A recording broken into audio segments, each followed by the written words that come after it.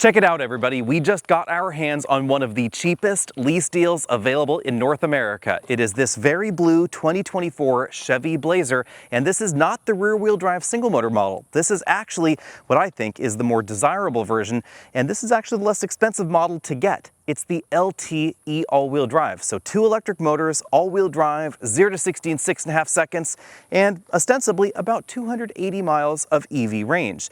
Over the next 2 years, we're going to find out whether those claims are real and whether or not you should get your hands on a Chevy Blazer, especially if you can get your hands on this lease deal.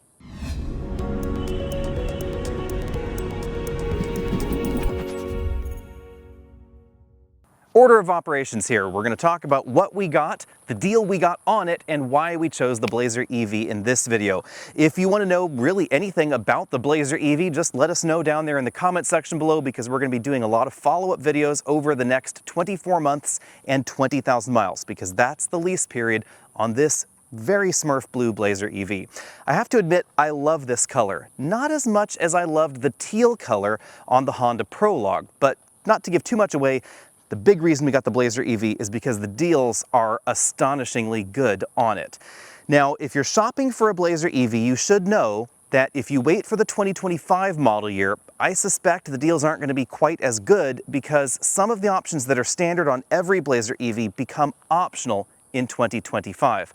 Most notably, the dual voltage charging cord. That's going to be extra. That's not going to be a problem if you have your own EVSE already at home, but if this is your first EV, ostensibly one of the reasons you might be interested in a really cheap EV lease, then that could be a bit of a problem. The other thing is that one of the packages, let me get this right, the comfort and convenience package will become optional. That has the power seats, heated front seats, the wireless phone charging, the heated steering wheel, etc. That package becomes optional for 2025. And that's the big reason that for 2025, the MSRP has gone below $50,000. That brings us along to the deal. And let me just refer to my notes here. This one had a sticker price, $50,794. Again, the least expensive way you can get your Blazer. Interestingly enough, the deals that were going on included not just this blue one, but a bunch of refrigerator white models. That's what I thought I was going to get stuck with, but we actually found this very blue one in Culver City, California. Big shout out to Culver City Chevrolet, who didn't know me from anybody. We just submitted our information right there on the forums on GM's website, found this very blue one, and the deal was pretty easy to do. So let's dive into the deal details now. Up there on the side of your screen, of course. This one is one of 15,373 Blazer EVs currently on sale in the United States. Interestingly, there are a huge number of Blazer EVs available, and a lot in the middle of the US. That seems to be where the best deals are going on right now. In fact, there are a lot more Blazer EVs out there than Equinox EVs, logically because the Equinox just started production, but because I think of some of the issues, let's just say teething troubles to be kind, that the Blazer EV had when it first launched, there are a lot of unclaimed models on the lots, and that's why the deals are driving low. About 50% or so of the trims are LTs, 50% are RSs, the sportier themed version, but 95% of them are this all-wheel drive setup we find here, which is a bit different than most dual motor EVs, in that this one has a more powerful motor on the front axle, the less powerful motor on the back. And that's definitely the opposite of just about every EV out there. Even something like a BZ4X has a pretty symmetrical motor layout with a equally powerful motor on the front and on the back. This is the opposite, mainly for efficiency reasons, which does make sense, of course. Now, if you want to buy a Blazer EV, they could get as low as $33,095. There are a whole ton of Blazers in the US right now under $40,000, so $10,000 off of the MSRP at least. Remember that the Blazer also qualifies for the $7,500 tax credit, and even if you are in an income bracket that would normally exclude you from the tax credit, Chevy's willing to toss an extra $7,500 on the hood of a purchase or a lease to help juice the deal just a little bit. And that brings us along to the lease deals on the Blazer EV. At the moment, there are 818 of these in the US, so not quite 10%, but certainly a solid single-digit percentage that are available for lease currently under $300 a month. This model, again, MSRP under $51,000, just barely, 2-year lease here. We ended up paying $6,300 as a single one-time payment lease on this model. That ends up making this $257 a month because the lease was so inexpensive, the dealer let us put it on a credit card, and that credit card gave us 2% cash back. So $6,300 all in, including first year's registration in California and the sales tax on the lease, origination fee, absolutely everything all in for $6,300. How does that stack up against the competition? Well, the best deal I could find on a Honda Prologue, which is effectively the Honda version of this exact vehicle with Apple CarPlay and a bit more of a square profile, was about double this. Actually, a little bit more than double. It's about $600 a month was the absolute best deal we were able to find on a Prologue. And I think that I would have taken the Prologue over the Blazer mainly because of CarPlay. This does have a bigger infotainment screen. I think I like the dashboard and interior design here better than the Prologue, but I think the Prologue is more attractive on the outside. It has that really cool teal paint job, and of course it has CarPlay. But how does this compare against, I don't know, something like, let's just see here, a Blazer RS all-wheel drive? Interestingly enough, a gasoline Blazer would have been more expensive for the same lease term as this. Single payment, 2-year lease, that would have been effectively $320 a month, not just under $260 a month. The least expensive lease available currently on a regular gasoline Blazer actually ends up being about the exact same price as this all-wheel drive model. But remember, it's an older vehicle, it's going to have a 2-liter turbo under the hood in that base model, and it's going to have much smaller screens. That brings me along to the why did we get a Blazer part of this video. Well, as you guys may know, we occasionally buy vehicles here for longer term testing, and our most recent longer term lease was a Hyundai Nexo. It turns out that none of the viewers cared about that model, which is why we never really did many videos on it. It was interesting to have a hydrogen vehicle around, however. But this vehicle is going to be used by the materials engineering side of the company that Auto Buyer's Guide is part of. We own that company, of course, too, but occasionally we need to do pickups and deliveries. We need to move samples here and there. Employees need to drive the vehicle, and that's why we got this for that particular duty. That particular duty has been tackled by a number of different vehicles over the years, including a 2016 Kia Soul EV. That was actually kind of interesting too. So that's the role that this will be playing. So it's going to be driven not just by me and Travis and Nick, etc., but also by the rest of the team that you guys don't normally get to see, and we're going to be incorporating their feedback into our videos. But importantly, the size of the cargo area and the size of the back seat area, including cargo area from front seats all the way back to the back, was important in the decision for this particular vehicle, which is why I kept leaning towards the Prologue, because it is on the large side for a 2-row EV at the moment. It's certainly larger inside, especially in that critical dimension, than a Tesla Model Y or the Equinox. And that surprised me at least a little bit when I first drove the Blazer, because Chevy had some kind of funky numbers on their spec sheets. And by the numbers, it looked like the Blazer wasn't really that much larger than an Equinox. But that is absolutely not the case, especially when we're talking about the back seats. This front seat is a little bit further back in its tracks, a little bit more reclined than I would sit in some SUVs, because the whole vibe in here is a bit more station wagon than SUV, if I'm honest. But I have gobs and gobs of legroom left. And that, of course, means more cargo room when the rear seats are folded. And they do fold almost completely flat with the cargo area in the back. One of the other things that I liked is that you can get this without a moonroof. No glass roof, no moonroof, etc. And that means we get more headroom on the inside. So if I sit over here, I have, maybe about 1.5 inches of headroom. That is really, really good for a vehicle without a huge glass solar collecting roof up there. And it helps compensate for the fact that this interior is black on black on black. Back here in the cargo area, not only is it more capacious than most in terms of its cubic feet of storage capacity, it's wider than most, and that means it's going to be easier to fit larger and bulkier items in the back. We're not the kind of place that needs to move a large volume of things around, or particularly large items, but extra cargo room is always helpful, especially when you're moving things around or you've decided you want to go to Home Depot or wherever it is that you might decide to go. Now, unfortunately, this model does not come with the optional roller cargo cover standard. That is something that you have to buy yourself. But again, if you get the 2024 model year vehicle, you get the dual voltage charge cord standard, which again is kind of a nice touch. And this one is rated for 32 amps, so it's not going to charge the battery as quickly as a 48 amp EVSE that you would install at home. However, it is notably faster than just depending on the 120 volt level 1 cord that so many EVs come with standard. And then of course there are a decent number of EVs these days that don't come with an EVSE at all. It's not all sunshine and roses with the Blazer EV, so let's talk about the downsides you should keep in mind if one of these is on your shopping list. The first one for a lot of EV owners, especially existing EV owners, is that we do not have any sort of front storage area. And that does strike me as a really odd decision by General Motors, because there are versions of this that don't have a motor up front. Yes, there are still electronic systems under there. There is a standard heat pump under there, which is one big advantage of Ultium versus a decent number of bargain EVs out there.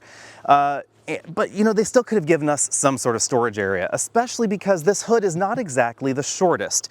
I completely understand vehicles like, you know, a Genesis GV60, why it has such a tiny little frubby under there, because the hood is really low, and the hood is also really short.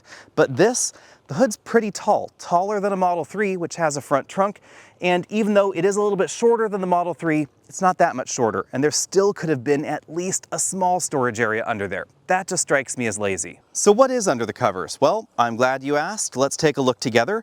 Here you can see the support structure for those plastic panels. We also have, of course, fluid reservoirs, etc.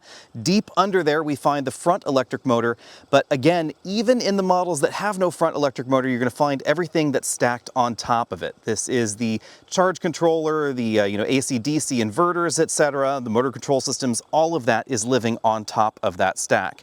However, I think that a lot of that could have just simply been better arranged under here. It's probable, although I don't know for sure, that they wanted to maintain this space here for the crash structure of the vehicle. Remember that under the front of any EV, you still have to have a crash structure. So you want to be able to absorb the energy in the event of an accident. And obviously they can't use all of this area for storage, but I think they could have given us at least some place to store adapter cables, etc. Over here we have the 12-volt battery. On the left side, for instance, there's a lot of the heat pump plumbing there, and of course the reservoir for the windshield washer fluid. But again, I think some of these things could have been just packaged differently to give us a small shoebox worth of storage. A bigger problem for more shoppers out there is going to be the DC fast charge speed and the DC fast charge rate of the Blazer EV. This is the model with the smaller battery pack, 85 kilowatt hours in terms of capacity. And if you plug into most 150 kilowatt DC fast charge stations out there, it will take about 55 minutes for this to go from 10% to 80%. Even though this battery pack ostensibly has a peak charge rate of around 155 kilowatts. What's going on? Well, a 150 kilowatt DC fast charge station, by and large in the US, there are a few exceptions, but by and large, cannot supply the amount of current this battery requires at its voltage to charge at 150 kilowatts. So on those 150 kilowatt DC fast charge stations, this will charge at around 90 some odd kilowatts for the most part, and then it will ramp up gradually to about 100 kilowatts by the time it reaches around 60 or so percent, and then it starts dropping on the natural charge curve. You have to plug this in, oddly enough, into a 350 kilowatt station in order to get the advertised 150 kilowatt peak rate. And that is going to add at least 10 to 15 minutes to your DC fast charge time, so nearly an hour to get a 70% charge on the battery. For me, that's not really too much of a problem because we rarely road trip our EVs. And even if we do, like I bought this in Los Angeles and we had to drive it up here to Northern California, yes, it did mean 3 DC fast charge stops. It wasn't the end of the world. Most likely 90% of the charging in this vehicle is going to happen either at the office or at home, and it's just going to take as long as any other EV out there. There's really no difference. It'll be completely full by the time morning rolls around. Not concerned at all. You should know though that the smaller battery pack only has the 11 kilowatt charger on it. If you get the other versions of the Blazer EV, I should say other trims of the Blazer EV, then you can get an optional 19.2 kilowatt charger, and that is going to really speed up your level 2 charging. The important thing about the Ultium family of vehicles that not everybody has realized just yet is that the battery pack voltage is dependent on the number of modules in the Ultium battery. This is currently the smallest Ultium pack available, 85 kilowatt hours here in terms of capacity, and because they've removed, I believe it's about 2 modules from the battery in order to get that smaller pack versus the bigger one available in the Blazer, the voltage drops appropriately as well. And that is the key thing. Remember that when we're talking about charge rates in vehicles like this, we're talking kilowatts, and that is voltage times current, amps, and that gives us the kilowatt or watt rating of the power acceptance of the vehicle. The problem here is the voltage of this battery pack is relatively low, so you hit a particular max cap on the current, and you need a higher voltage to get up there to 150 kilowatts. So it's specific to this particular battery pack. Over the next few weeks, we'll be giving the Blazer EV a test on the supercharger network to see what that can do with this battery pack. I suspect it's not going to have the same kind of current limitation, of course, because Teslas are relatively low voltage packs, high current, and that is exactly what we need to get this to charge at 150 kilowatts. The power charge door, that might be gimmicky, but it's also totally cool. Now for the bad news. As you have probably already heard, this absolutely enormous LCD touchscreen in the dashboard does not support any kind of smartphone projection. No Android Auto, no Apple CarPlay. Yes, the system is running the Google Android operating system, but that's not Android Auto, and there are certainly pros and cons here. I have to admit, the lack of CarPlay was kind of a deal breaker for me, and in the end, I decided to get this mainly because of that really low lease price. That was what it took to get me to get this over the relative from Honda that actually had CarPlay. Now, what makes this system really cool though is the 2 enormous screens we have on the dashboard. We have a huge LCD instrument cluster there and this even bigger infotainment system in the middle of the dashboard. If you were to get this exact same hardware and software in some of GM's other vehicles, then you would get Apple CarPlay functionality. So it's not a true hardware or software limitation, it is simply a choice.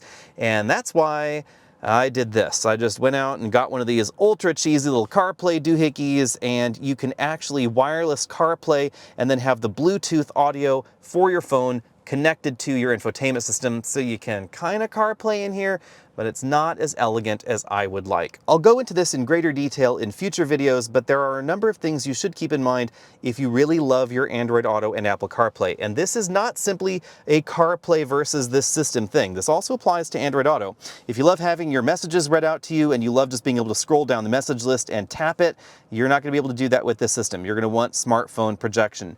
If you really love the way Waze works and you want voice command of your Waze, you're going to need Apple CarPlay or Android Auto. Some of these things do exist up here. You'll notice we do have the Google Play Store, so you can download, YouTube, you can download other apps. It's YouTube Music, mind you, not YouTube Video, and you can YouTube video through the latest Android Auto.